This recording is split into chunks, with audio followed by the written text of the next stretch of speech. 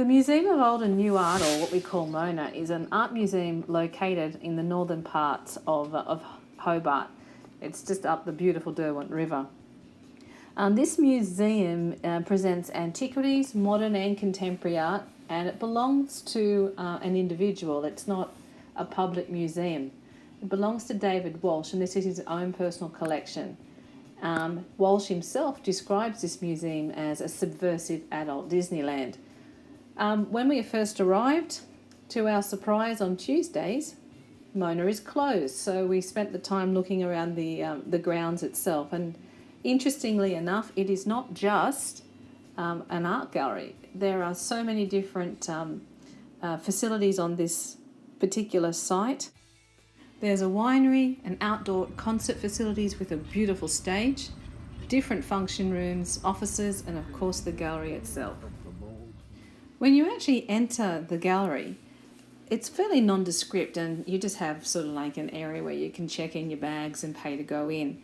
You then actually descend down a staircase or a very elaborate lift system down into the bowels of underground, essentially.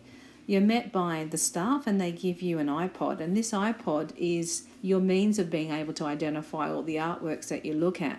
There are no citation lists accompanying the artworks that you look at. You need to use the iPod in order to understand where you are and what you're actually looking at. The beauty of these iPods is that it tracks for you the tour that you take and then emails to you later on all the information that you've accessed during the course of the tour.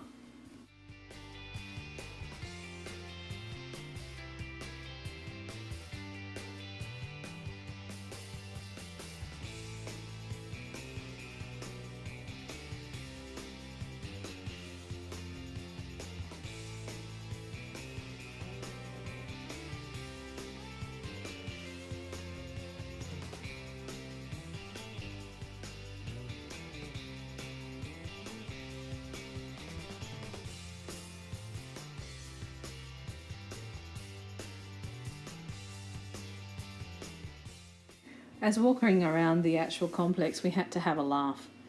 David Walsh seems to think himself God and his wife as God's mistress, so much so that they have their own personalised car spaces.